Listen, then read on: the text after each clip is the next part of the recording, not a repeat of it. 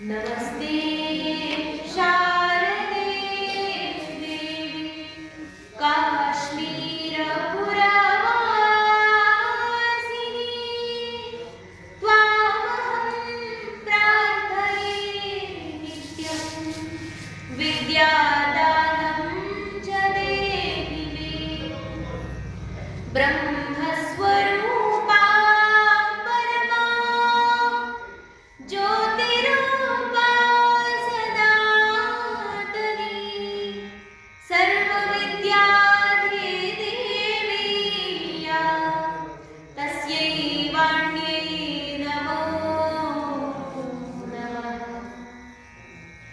सच्चिदानन्दरूपाय विश्वोत्पत्त्यादिहेतवे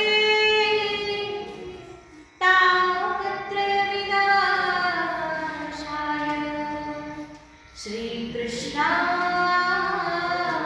वयं नुमः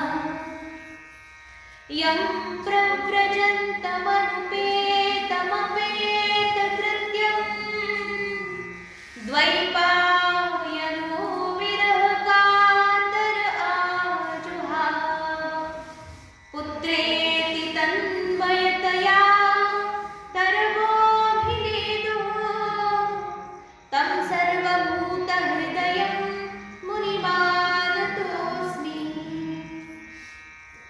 बोलिए श्री सच्चिदानंद भगवान की जय। गोपाल कृष्ण भगवान की जय। श्री राधा रानी की जय। श्रीमद् भागवत महापुराण की जय। सब संतन की जय।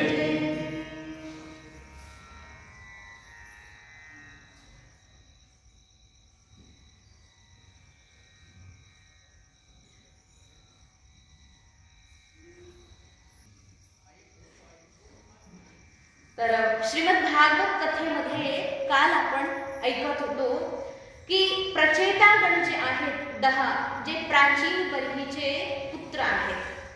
प्राचीन बर्हीचे पुत्र तुमच्या नाव लक्षात राहतात ना? काही काही लक्षात राहतं की सगळंच उडून जातं. मला असं कधी कधी वाटतं की थोडंसं परीक्षा घ्यावी. ठीक आहे, परीक्षा याला म्हणायचं नाही, पण थोडे प्रश्न विचारू शकते ना? हा, सगळे म्हणून नाही विचारा. काहीशे प्रश्न, काही विशेष नाही, पण असं एक सहज एक श्रीमद् भागवत कथा ऐकतात ना, आणि एका एका विषयाला आपण एका एका नावाला कमीत कमी 10 वेळा 15 वेळा, काही काही तर 25-30 वेळा, काही काही नावं तर 50 वेळा सुद्धा होऊन गेले. जसं प्रत्येक दिवसाच्या प्रवचनाचा आपला एक मूळ विषय असतो की कालच्या प्रवचनात आपण काय ऐकलं त्याची थोडक्यात माहिती आजच्या प्रवचनाला सुरू करण्याच्या आधी नक्कीच असते. 5 मिनिटं आपले त्यामध्ये जातात नक्कीच. परत उद्या काय होणार आहे याच्याविषयी पण माहिती शेवटी दिली जाते.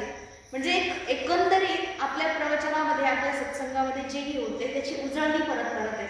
आणि उजळणी असण्याचं एकच कारण आहे, कारण की याच्यामध्ये आपल्याला वेळेचं काहीच बंधन नाही आहे की तुमचं भागवत वर्षभरात संपलंच पाहिजे असं काहीही कोणाचं बंधन नाहीये.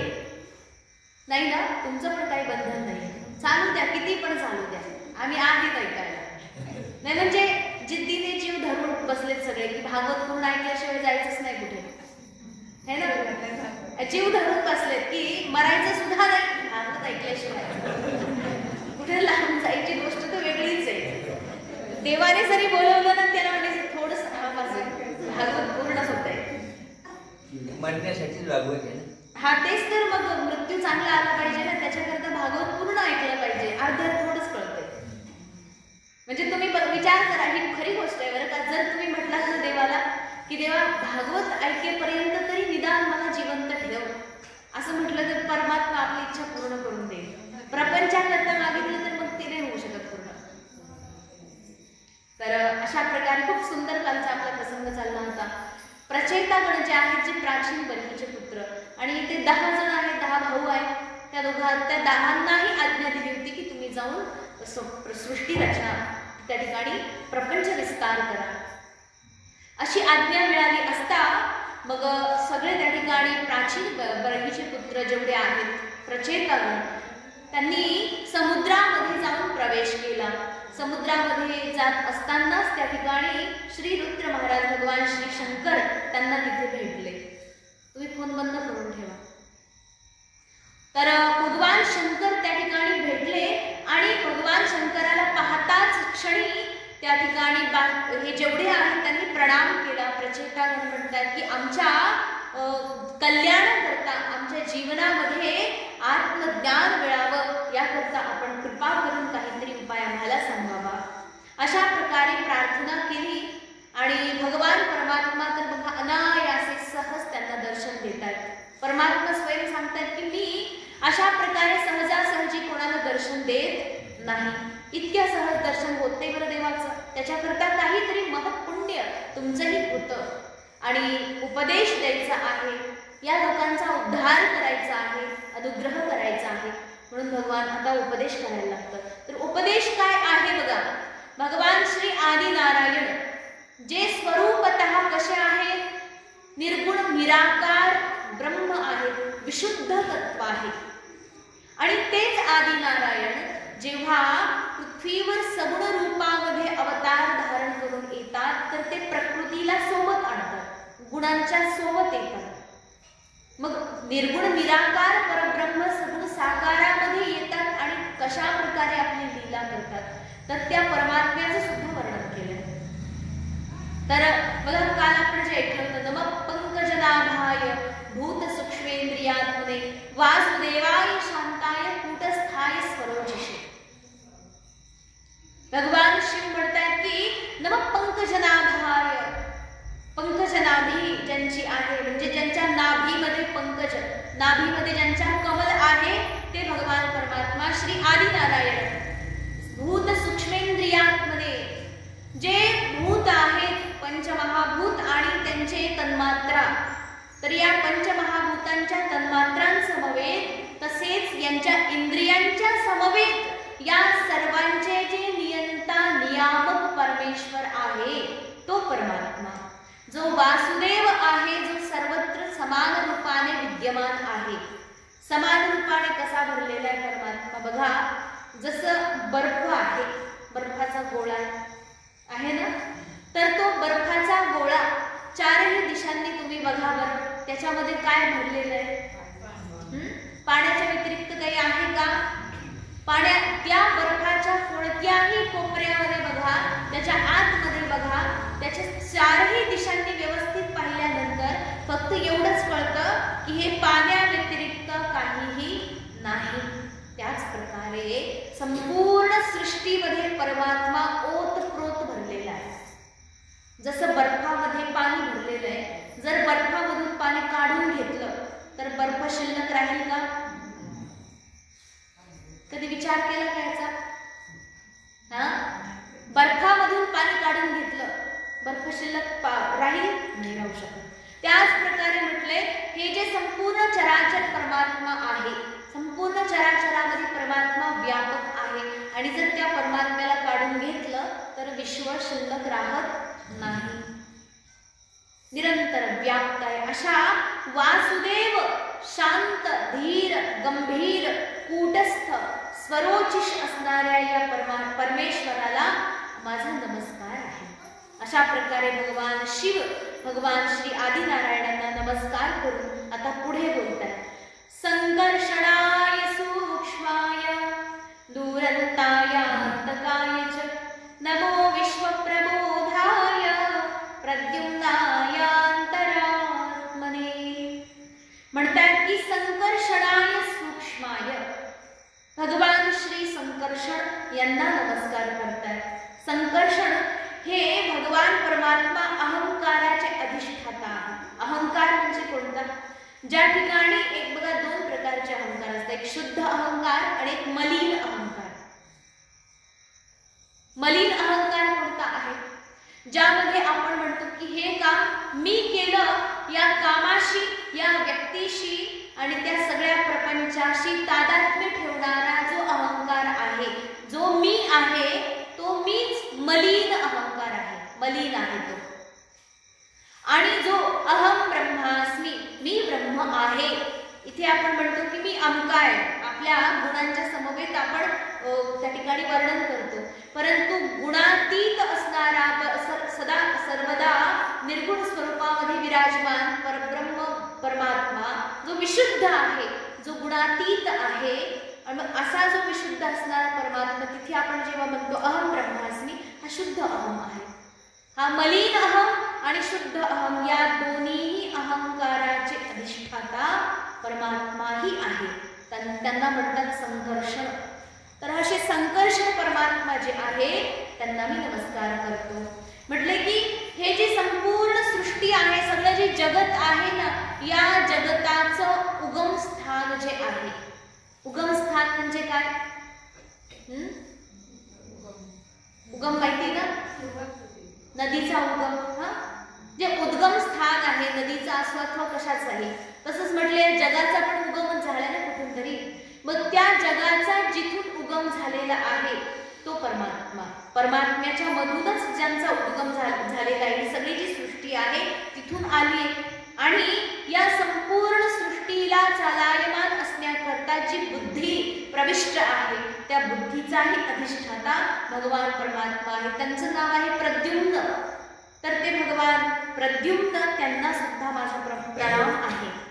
पुढे म्हणतात की हे भगवान, खरं तर या संपूर्ण जगामध्ये सगळ्या इंद्रियांचे स्वामी, या मनाचे स्वामी, या मनाच्या तत्वाचे अधिष्ठाता भगवान अनिरुद्ध, तुम्हालाही माझा वारंवार नमस्कार आहे.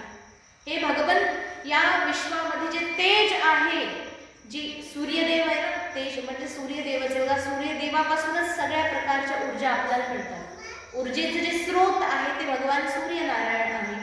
आणि ते सूर्यनारायण सुद्धा कोणाच्या तेजाने तेजस्वी आहे? बघा, म्हटले सूर्यनारायण स्वयंप्रकाशी नाही आहेत. जसं चंद्र आहे, चंद्रांकडे प्रकाश नाहीये स्वतःचा, बरं का.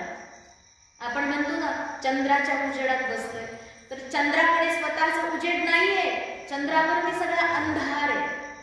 परंतु जेव्हा भगवान सूर्यनारायणाचा त्या चंद्रावरती उजेड पडतो, त्याच सूर्यनारायणाचा उजेड घेतो भगवान चंद्र घेतात आणि तोच उजेड आपल्याला देतात.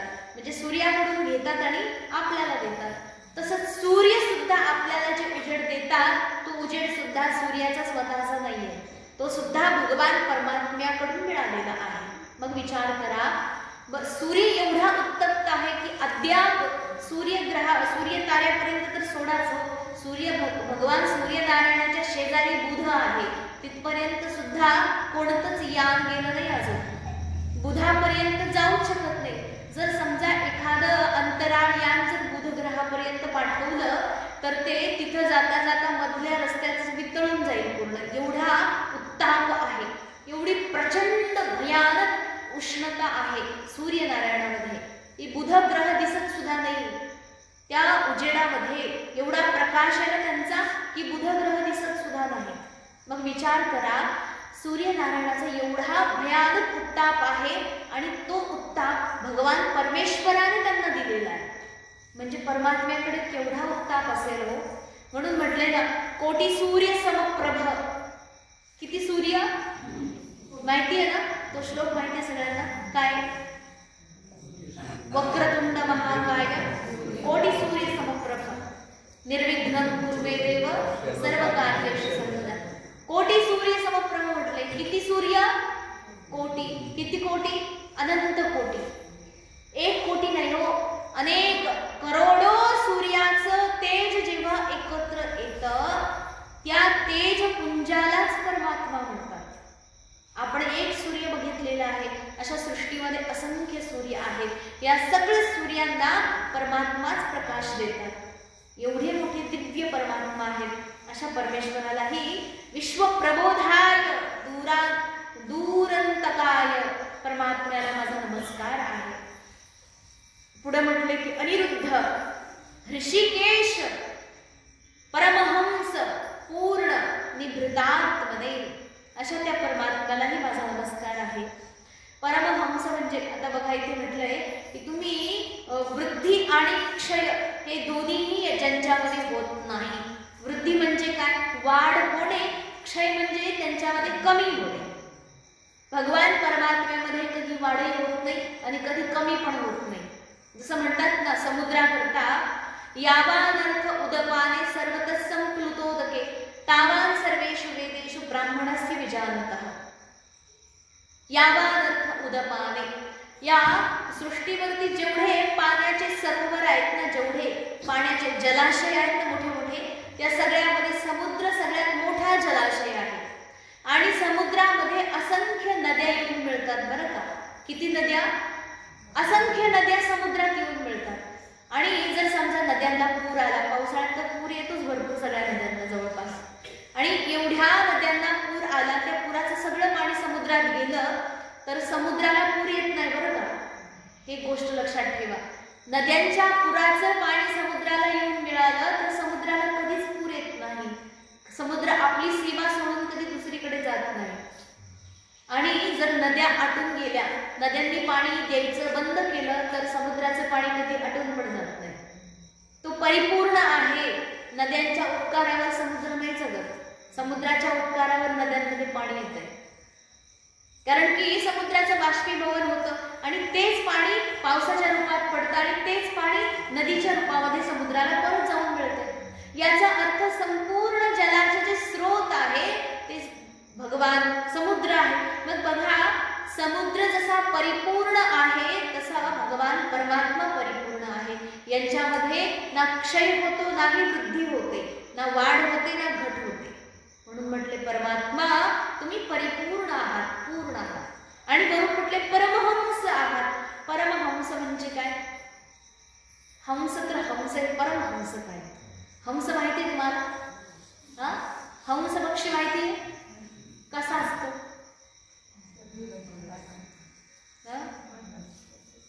हंस आपल्याकडे नसतो. अच्छा, हे जे हंस आहे तर ते हंस जे आहे, जसा निरक्षीर विवेकेतो हंसो हंस बको बकः, हंस विवेकाचं प्रतीक आहे. हंस श्वेतो बक श्वेतो यो को भेदो बक हंसयोः, निरक्षीर विवेकेतो हंसो हंस बको बकः. म्हणतात की हंस आणि बगळा दोन्ही पांढरेच दिसतात. बगळा तर पाहिलाच असेल नक्कीच, हंस नाही पाहिला पण बगळा मात्र. बगळा कसा पांढरा दिसतो तसं हंस सुद्धा पांढरा दिसतो. दोघांमध्ये काहीच फरक नाही. मग हंस आणि बगळ्याला ओळखायचं कसं? काही टेक्निक आहे का? दूध ठेवायचं. दुधामध्ये जे सार आहे त्या साराला ज्याने ग्रहण केलं आणि त्यातलं पाणी पाणी सोडून दिलं तर तो कोण आहे? हंस आहे.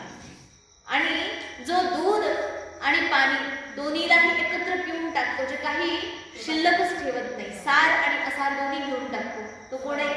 बगळा आहे. हंस जो आहे विवेकी आहे, माझ्यासाठी काय योग्य आहे, जे सार आहे त्याला ग्रहण करतो, असाराचा त्याग करतो. आणि हाच विवेक संत महापुरुषांच्याकडे असतो. तो विवेक या संसारामध्ये, संसार हा पूर्ण असार आहे आणि असार असलेल्या संसाराचा त्याग करून याच्यामध्ये केवळ परमात्म्याचं नाम कीर्तनच केवळ सार आहे, याचा जो विवेक करतो, याची जो शहानिशा करतो, त्या व्यक्तीला म्हणायचं संत महात्मा, साधू पुरुष. संसाराचा त्याग करून केवळ भजनामध्ये जो रमतो तो साधू आहे, त्याला म्हणतात हंस. आणि परमहंस जे आहेत ना, तर म्हटले की बघा कधी कधी तर विच्युत होतात हे लोक सुद्धा. कधी कधी खाली येतात आणि संसारामध्ये थोडं फार सुख शोधायला लागतात. परंतु हे हंस वेगळे आणि ते परमहंस वेगळे.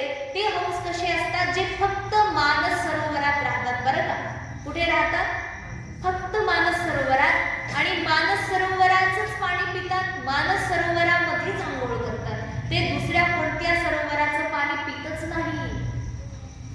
जसं केवळ मानस सरोवराचं पाणी पितात ते हंस, त्याच प्रकारे म्हटले हे संत महापुरुष केवळ भगवान परमात्म्याच्या श्री चरणांचं जे समुद्र आहे, भगवान परमात्म्यामध्ये रमणारे जे संत महात्मा, ते परमात्म्याच्या चरणांच्या व्यतिरिक्त दुसरीकडे कुठेच रमत नाही. त्यांचा आहार, त्यांच्या कानाचा आहार देवाची कथा ऐकायची, त्यांच्या तोंडाचा आहार देवाची कथा गायची, त्यांच्या डोळ्याचा आहार त्या ठिकाणी देवाला बघायचं. त्यांच्या प्रत्येक गोष्टीमध्ये केवळ परमात्मा समाविष्ट निरंतर परमात्म्याच्या भजनामध्ये जो डुबून राहतो तो आहे परमहंस. मग भगवान परमात्म्यालाही परमहंस म्हटलंय, कारण की ते निरंतर आपल्या स्वरूपामध्ये रममाण आहेत, एका क्षणासाठी पण विच्युत होत नाही, म्हणून तर ते अच्युत आहे. म्हणून परमहंसाय पूर्णाय निवृत्तात्मने. अशा प्रकारे हे भगवन, हे नारायण, तुम्हाला माझा नमस्कार आहे. पुढे आता भगवान शिव खूप सुंदर स्तुतीमध्ये बोलायला लागले. स्वर्गापवर्गद्वाराय नित्यं शुचिषदे नमः. नमो हिरण्यवीर्याय चातुर्होत्राय तन्मवे. काय हे भगवन, तुम्ही स्वर्गाचा आणि मोक्षाचा दरवाजा आहे. भगवंताला म्हटले बरं का. परमात्मा कोण आहे? स्वर्गाचा आणि मोक्षाचा दरवाजा आहे. म्हणजे जे आपल्याला श्रेय आहे त्याचाच दरवाजा आहे भगवान परमात्मा. याच्यामध्ये दोन गोष्टी, श्रेय आणि प्रेय. प्रेय म्हणजे जी वस्तू आपल्याला प्रिय आहे, जी आपल्याला आवडती आहे, आणि श्रेय म्हणजे जी आपल्याला भले आवडती नसू द्या, परंतु तीच वस्तू आपल्यासाठी आवश्यक आहे, हिताची आहे. जसं डॉक्टरकडे गेल्यानंतर तुम्ही काय म्हणले डॉक्टरला की कडू कडू औषधं मला आवडत नाही, त्याच्यामुळे तुम्ही मला कडू कडू औषधं देऊ नका. मग काय करा? गोड गोड औषधं द्या. डॉक्टर म्हणतील मग तुम्ही घरी जा आणि साखरेची बरणी घेऊन समोर बसा, तुम्हाला गोड गोड औषधं पाहिजे. आजारी माणसानं डोकं चालवायचं नाही. काय करायचं? डॉक्टर जे कडू औषधं देतील ना ते खायचे, कारण माहिती आहे डॉक्टरने जरी कडू औषध दिलं तरी त्याने माझा रोग बरा होणार आहे, रोग बरा होणार आहे. परंतु तेच या ठिकाणी सांगितले बघा.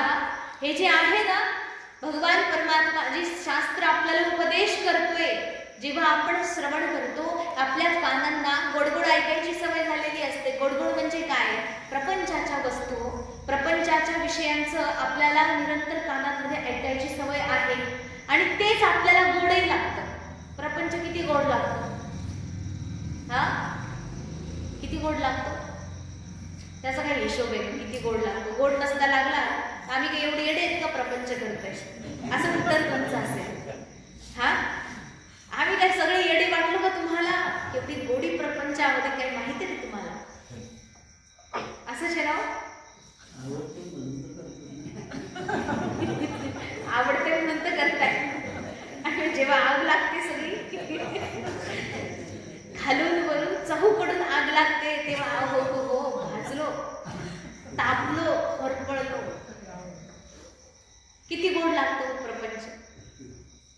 हा प्रपंच जेव्हा गोड लागतो, आणि हेच प्रपंचाचे विषयच आपल्याला गोड लागतील, परंतु परमार्थ जो आहे तो काही विषय नाहीये. तो विषय नसल्यामुळे विषयी माणसाला तो गोड लागणार पण नाही.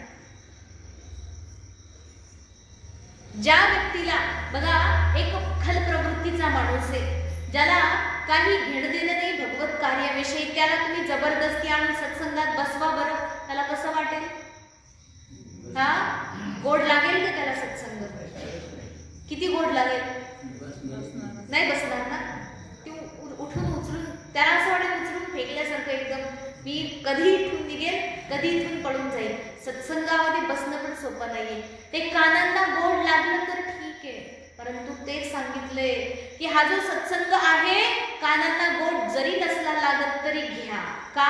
कारण की सत्संग औषध आहे, आणि औषध गोड नसतं, ते कसं असतं? कडूच असतं. सत्संग कडू आहे, परंतु रोग मात्र 100% नष्ट होतो बरं का. रामबाण उपाय. कोणता रोग झालाय? सगळे रोगी आहेत आपण, आहेत का रोगी? आहे ना. भवरोग महान रोग आहे हा, दिसत सुद्धा नाही बरं का. हा माणूस या संसारामध्ये गुरफटून एवढा त्याच्याप्रती आसक्ती असतो, हा त्याच्याकरता फार मोठा रोग आहे, आसक्तीचा भयानक रोग आहे, आणि तो दिसत सुद्धा नाही, तो कळत सुद्धा नाही. तो शेवटी पूर्ण अंत करतो माणसाचा. बघा असा रोग आहे. व्हायरस पण म्हणजे कोरोनाचे पण लक्षण असायचे. कधी दिसायचे ते? 14 दिवसानंतर. तर काहीतरी काहींचे लक्षणही दिसायचे नाही, ते डायरेक्ट मरायचे. कोरोना व्हायरस आहे, तो कोरोना व्हायरस पेक्षा पण जास्त खतरनाक व्हायरस आहे प्रपंच. मनुष्य जीवनाला पूर्ण नष्ट करून टाकतो. मग ते सांगितले, हा जे शास्त्र आहे, शास्त्रीय उपदेश कडू जरी असला तरी भवरोगाला पूर्णतः मुळासकट नष्ट करण्याचं याच्याकडे सामर्थ्य आहे. म्हणून सत्संगामध्ये बसल्यानंतर ना मन विचलित जरी झालं ना, अरे उगाच आलो सत्संगाला, घरी माझी टीव्ही सिरियल हुकली ना. हा, कोण कोण बघतं सिरियल? नाही बघत ना. आता या वयात पण सिरियल कुठं बघायचं? म्हातारे माणसं तुम्ही सगळे काय टीव्ही बघायची, त्याच्यामध्ये काय एवढं काय?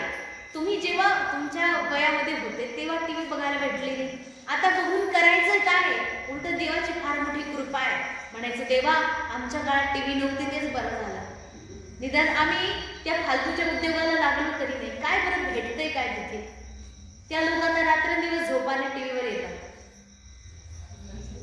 आणि आपल्याला बरं काही काम धंदा नाही हो. एवढा प्रपंच विस्तार झालेला आपल्या जीवनामध्ये, एक एक एक एक एक एक भलतेच विषय सगळे आपण आपल्या आयुष्यामध्ये वाढवत जातोय आणि याची आपल्याला खबर पण नाहीये. असा बेखबर असलेला माणूस कसं संतुष्ट राहतो या प्रपंचामध्ये गुरफटून गुरफटून? अत्यंत दुःखी, अत्यंत कष्टमय असलेल्या जीवनामध्ये तुम्हाला जर पूर्णतः आनंद मिळवायचा असेल तर सत्संग ही एकमात्र पर्याय आहे. आणि तो सत्संग परमात्म्या संबंधी असल्यामुळे सुख प्रदान करतो. सर्वांना मोक्ष प्रदान करण्याचं सामर्थ्य या सत्संगामध्ये आहे, भगवान परमेश्वराच्या चिंतनामध्ये आहे. म्हणून म्हटले, स्वर्गापवर्गद्वाराय नित्यं शुचिषदे नमः. स्वर्ग आणि अपवर्ग म्हणजे मोक्ष. स्वर्ग देण्याचं सामर्थ्य सुद्धा यांच्यामध्येच आहे आणि मोक्ष देण्याचं सामर्थ्यही आहे. म्हणून म्हटले स्वर्गाचा आणि मोक्षाचा दरवाजा आहे. पुढे म्हटले की शुची शदे नमः, नमो हिरण्यवीर्याय. हे भगवन, तुम्ही हिरण्यगर्भ जे आहेत ते साक्षात तुम्ही स्वतः आहात. हिरण्यगर्भ म्हणजे ब्रह्मदेव. संपूर्ण सृष्टीचं जेव्हा उत्पत्ती करतात तर ब्रह्मदेवाची उत्पत्ती पण झालेली भगवान परमात्म्याकडून. ते ब्रह्मदेव सुद्धा तुम्हीच आहात. नमो हिरण्यवीर्याय चातुर्होत्राय तंतवे. अशा प्रकारे जेवढे जगामधले कर्म आहेत ते सगळेच्या सगळे कर्म सुद्धा साक्षात परमेश्वर आहे. परमात्म्या व्यतिरिक्त जर तुम्ही दुसरे काही कर्म करत बसलात तर ते सगळेच्या सगळे कर्म कसे आहेत? व्यर्थ आहेत. मग अशा प्रकारे परमात्म्याची स्तुती केली. नम ऊर्ज ईशे त्रय्या पतये यज्ञरेतसे तृप्तिदाय जीवानं नव सर्व रसात्मने. संपूर्ण जीवांना तृप्ती प्रदान करणारे तुम्ही परमात्मा आहात. सर्व सत्वात्मदेहाय विशेषाय स्थवीयसे नमस्त्रैलोक्यपालाय. तीनही लोकांचं पालन करणारे परमात्मा तुम्हाला माझा नमस्कार आहे. अर्थलिंगाय नमसे नमो अंतर्बहिरात्मने नम पुण्याय लोकाय अमुष्मै भूरी वर्चसे. हे भगवन पुण्यलोक, हे परमात्मन, तुम्हाला आमचा नमस्कार आहे. प्रवृत्ताय निवृत्ताय पितृदेवाय कर्मणे. अशा प्रकारे एक सुंदर सुंदर प्रकारे या ठिकाणी भगवान शंकर स्तुती करून भगवान परमात्म्याला आळवत आहेत. नमस्त आशिषामीश मनवे कारणात्मने. म्हटले की हे करुणाकर दयासागर, तुम्ही संपूर्ण जगाला आशिष प्रदान करतात, आशीर्वाद देतात, निराकारण कृपा करतात, अकारण करुणा करतात. आपण बिना कारणाचे एखाद्यावर उपकार करतो का हो? हा, जे बिना कारण केलं जातं त्यालाच उपकार म्हणतात बरं का. कारण ठेवून तर मग तुम्ही तुमच्या पाहुण्यांना आहेर देतात, त्याला उपकार नाही म्हणायचं. देता की नाही? का देतात? असं कोणाला पण तुम्ही आहेर करता का? नाही करत ना. कोणाला करता मग? हा, आता कसं कळाल? अच्छा, हे मला माहित नव्हतं, तुम्ही बरं झालं सांगितलं. का त्यांनी आपल्याला आहेर केला होता म्हणून त्याच तोला मोलाचा आपण पण द्यायचं नाही का? आणि त्याच तोला मोलाचं द्यावं लागतं. किंवा समजा आपलं भविष्यात जर काही कार्य आहे तर ते पण आपल्याला आहेर करतील म्हणून आपण त्यांना करायचं. ही जी प्रक्रिया आहे ती किती निस्वार्थ आहे बरं.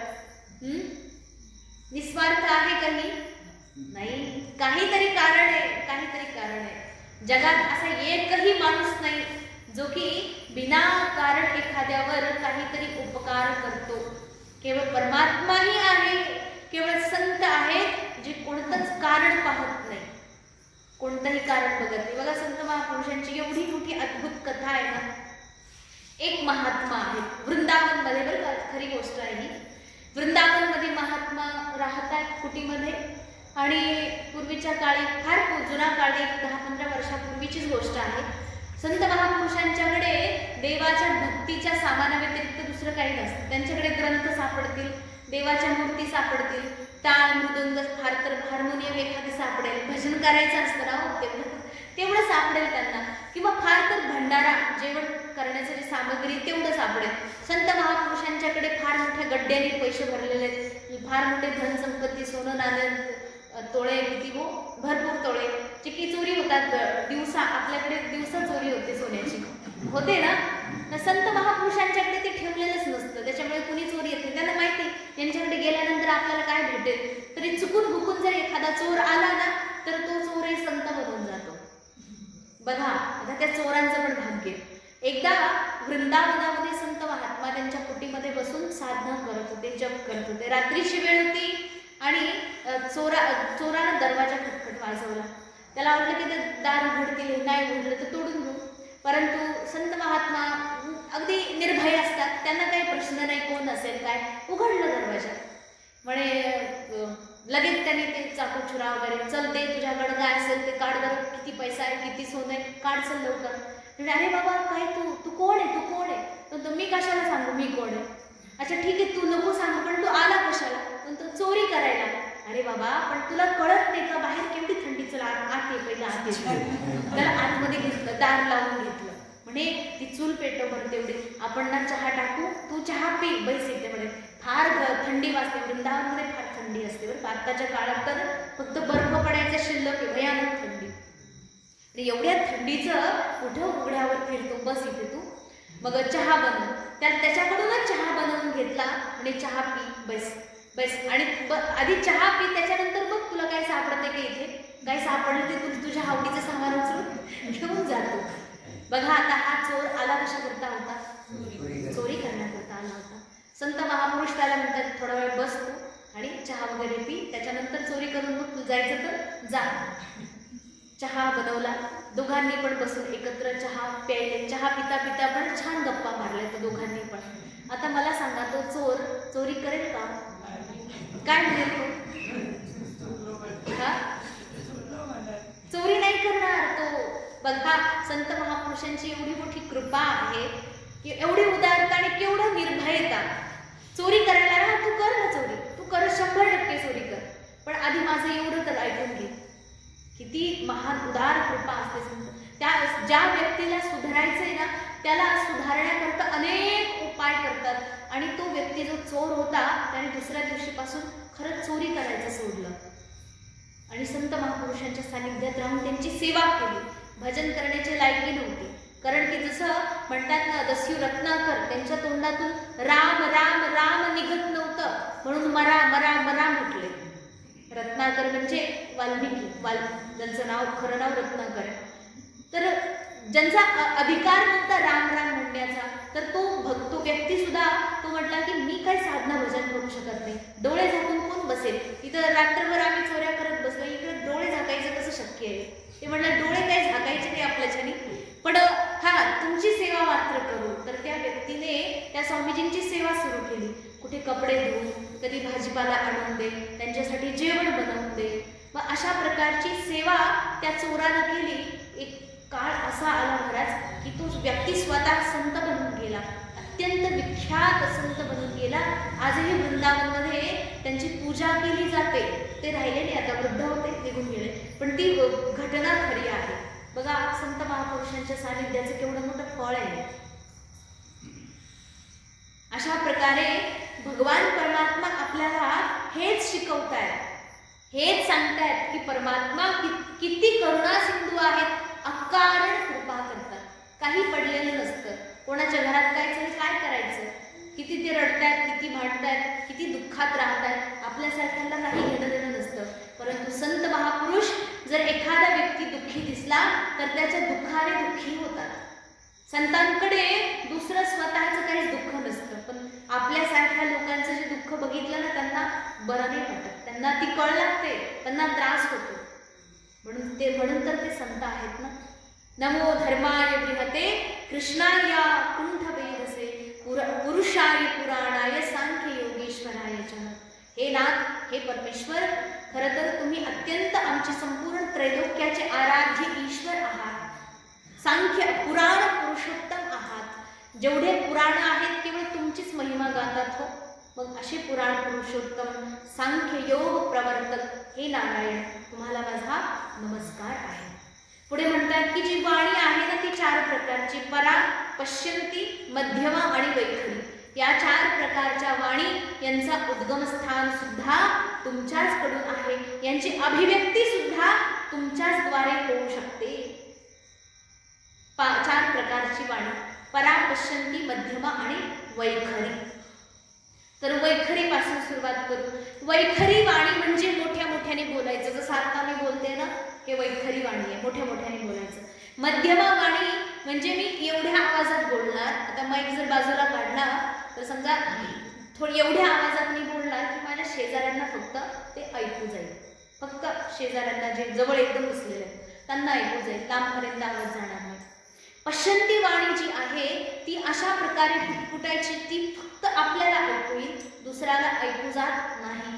आणि परावाणी जी आहे ती आपल्याला सुद्धा ऐकू येत नाही, परंतु आतमध्ये वाणी चालू असते. आपण मनात बोलतो की नाही, बोलतो ना, तर ते मनातल्या मनातलं जे बोलणं आहे ती परावाणी आहे. बघा, मग विचार करा, बिना तोंडाचं सुद्धा आपण बोलू शकतो. मनातली मनात जे बोलतो ती जी वाणी आहे, बिना तोंडाचं आपण बोलतोय, तर ती वाणी सुद्धा परमात्म्याच्याच कृपेद्वारे अभिव्यक्त आहे. म्हणून या 4ही वाणींची अभिव्यक्ती परमात्म्याद्वारेच होते. म्हणून म्हटलं की या वाणीसाठी, वाणीला एक काम द्यायचं, निरर्थक कधी घालायचं नाही. ही वाणी अशी आहे ना, जीभ एवढी खतरनाक गोष्ट आहे, तिला कंट्रोल करायचं. जिभेवर ज्या व्यक्तीने कंट्रोल मिळवलं ना, तो जग जिंकू शकतो बरं का. कसं काय? जीभ 2 काम करते. कोणते कोणते? 2 काम करते. एकच जीभ आहे पण 2 काम करते. कोणतं? नाही, चांगलं वाईट, पण त्याच्यामध्ये चांगलं वाईट सगळं होत आहे. कान पण चांगलं वाईट करतात, पण 2 काम एकत्र करतात. जसं 2 कान आहेत, 2 कान पण एकच काम करतात. काय काम करतात? ऐकायचं. हा कान पण ऐकतो आणि हा कान पण. तसंच आहे ना, माझं तर तसंच आहे. तुमचं काय? एक कान ऐकतो, दुसरा कान बघतो काय? हा नाही ना, दुसरा कान बोलतो. 2 कान ऐकतात. हा. तर जिभेचं जे काम आहे बघा, कान 2 आहेत पण काम एकच करते. जीभ एकच आहे पण 2 काम करते. हा, एक जी जीभ आहे ना, ती 2 कामं जे आहेत त्याच्यापैकी सगळ्यात पहिलं काम ते म्हणजे ती पदार्थांचा स्वाद घेते, चव घेते, नाही का. जिभेमुळं तर चव कळती ना, गोड आहे, आंबट आहे, तिखट आहे. जिभेमुळं चव कळती, हे जिभेचं पहिलं काम. आणि जिभेमुळं आपण बोलतो, हे जिभेचं दुसरं काम. 2 कामं एकत्र करते. या जिभेवर कंट्रोल केलं पाहिजे. सगळ्यात पहिलं खाण्यावर कंट्रोल आणि दुसरं कंट्रोल बोलण्यावर कंट्रोल. ज्या माणसाचं 2 कंट्रोल झालं की तो जगावर कंट्रोल करू शकतो बरं का, जग जिंकू शकतो. ही गोष्ट शास्त्रामध्ये आहे.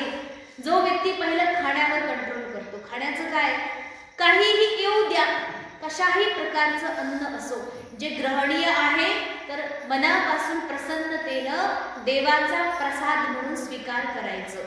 ग्रहणीय मग काही पण येऊ द्या, म्हणजे मांसाहार खाण्यासाठी निषेध आहे बरं का शास्त्रामध्ये. मांसाहार करू नये. का करू नये? कारण ही हिंसा आहे. बघा, विज्ञानाच्या कारणामध्ये सुद्धा हे जर विचार केला तर ही हिंसा आपल्या सर्वांकरता फार बाधक आहे.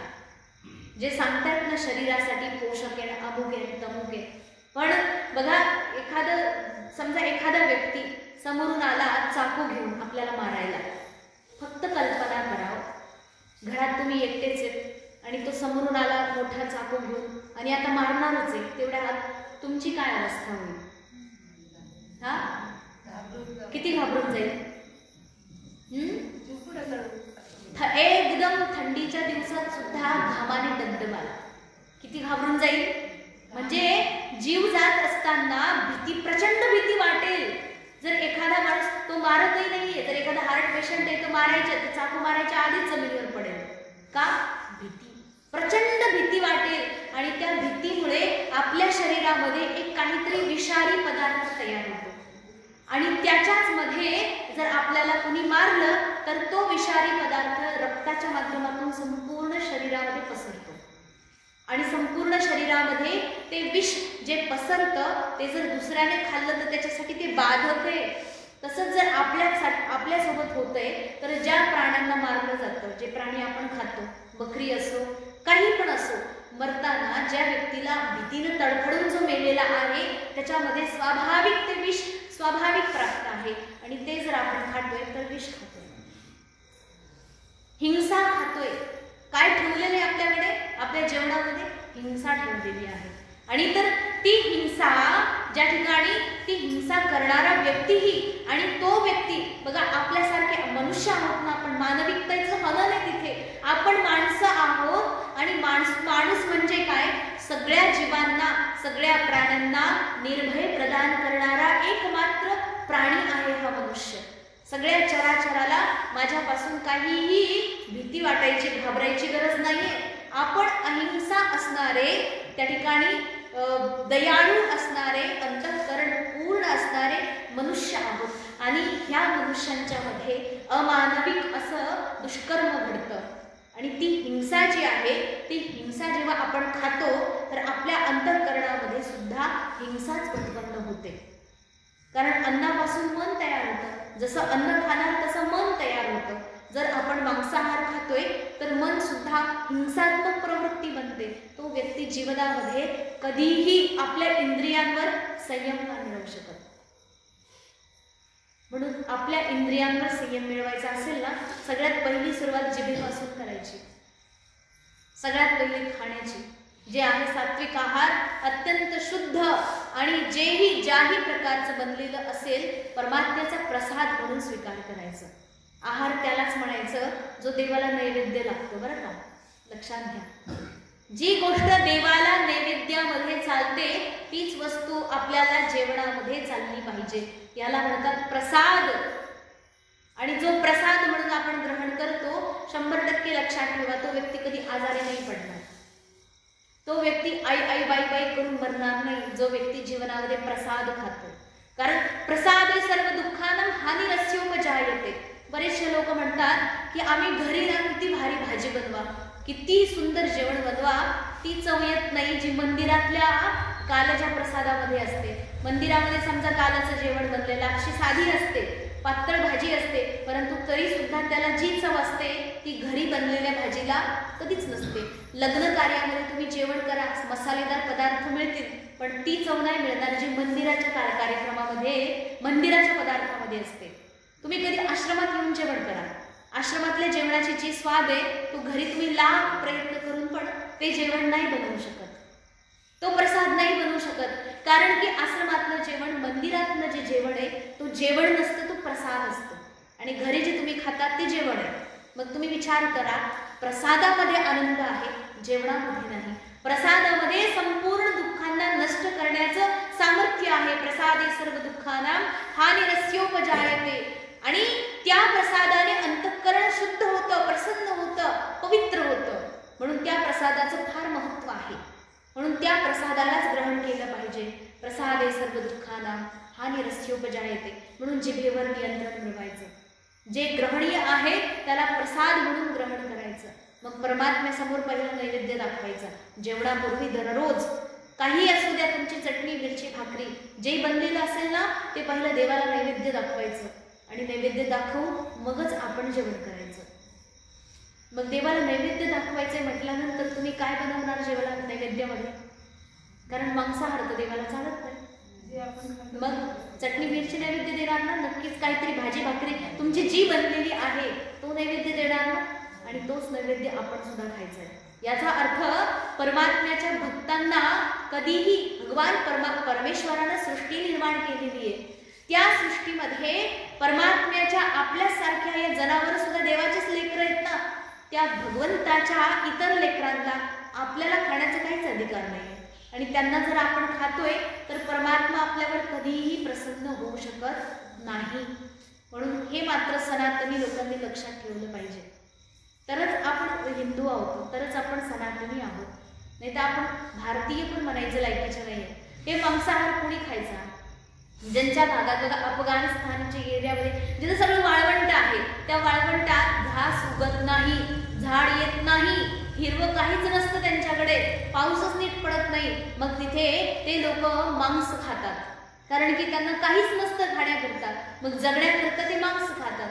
आपल्याकडे काय कमी कशाची? हा, काय कमी आहे का कशाची? एवढं असू नाही. अहो, एवढं काय, एकाच्या घरामध्ये एवढं धान्य पडलेलं असेल, 2-2, 4-4 वर्ष जरी काहीही नाही तुम्ही पेरलं शेतात तरी ते संपणार नाही. आहे ना बरोबर? मग विचार करा, एवढं असूनही आपण आपल्या जिभेवर संयम करत नाही. सगळं जिभेचं खेळ. म्हणून जिभेवर पहिला संयम मिळवायचा की खाण्यापिण्याच्या बाबत मात्र माणसाने कधीही आपलं एकदम उद्विग्न होऊन जायचं नाही. आणि दुसरं म्हणजे बोलण्याच्या बाबतीत, बोलताना सुद्धा उचलली जिभाने लावली टाळाला, असं करायचं.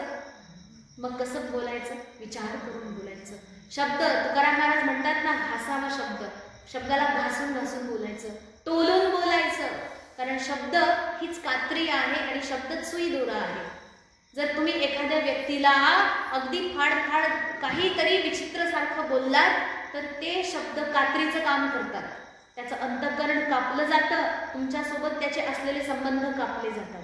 आणि त्याच जागी त्या व्यक्तीला जर प्रेमानं बोललात तर त्याचं फाटलेलं अंतःकरण शिवून निघतं आणि तुमच्यासोबत असलेले संबंध आणखी जास्त मजबूत होतात.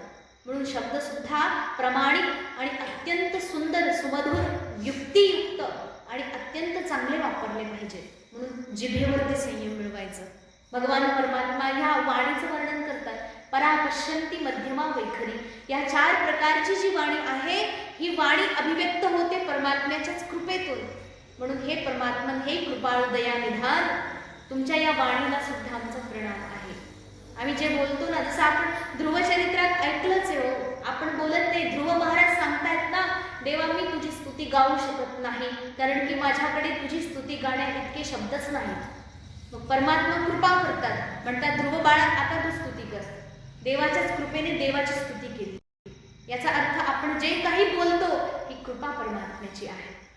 अशा प्रकारे खूप सुंदर सुंदर सुंदर प्रकारे भगवान शंकर देवाची स्तुती करून या स्तुतीला त्या ठिकाणी पूर्ण करतात आणि पुढे खूप सुंदर प्रकारे उपदेश करून निघून जातात. आदरपूर्वक उपदेश ऐकून या प्रचेता गणांनी देवाचा उपदेश ग्रहण केला, समुद्रामध्ये गेले आणि आपल्या अंतःकरणाला एकाग्र करून भगवान शंकराने दिलेल्या उपदेशावरती एकाग्र चित्त होऊन साधना केली आणि त्या साधनेचा परिणाम असा झाला की भगवान परमात्म्याची प्राप्ती झाली.